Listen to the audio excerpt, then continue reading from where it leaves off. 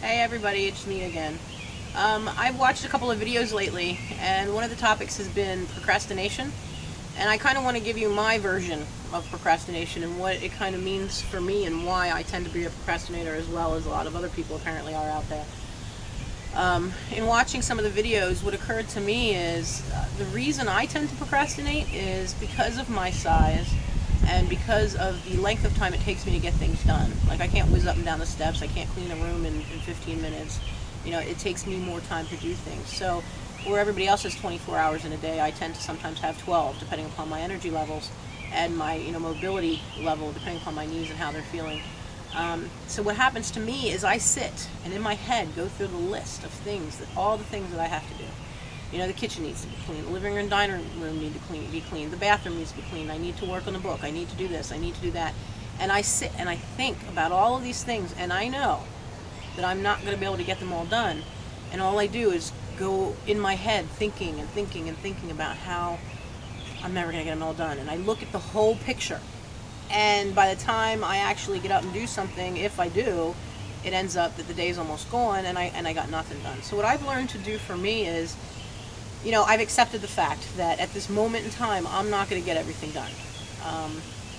As time goes on, as I continue to lose more weight, as I become more fit, as I'm able to whiz around the house more, I'll get more done in the same period of time. So what I've learned to do is just break it down into steps. I don't look at the whole picture because that does get frustrating. It gets, you get overwhelmed. It gets really depressing sometimes that you know that you're not going to get all that done. So I've tried to break things down and say, hey, if you at least get the bathroom clean today, you've done something. And I kind of have a couple of goals for myself for the day, and I stick with those, and that's what I do. And if I can get more done then in that day, that's wonderful.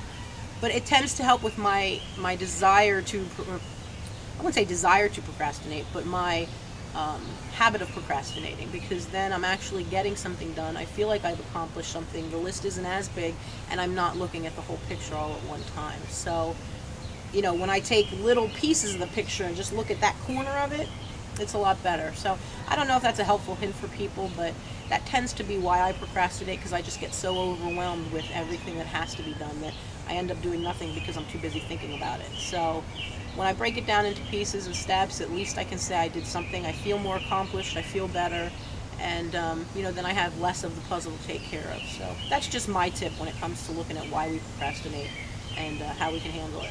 So thanks for the information, the other people that have done videos on the subject, and if anybody else has any other thoughts or tips about it, feel free to let us know. And of course, you can always contact me through joanmlandis.com. All right, thanks. Have a great day, guys.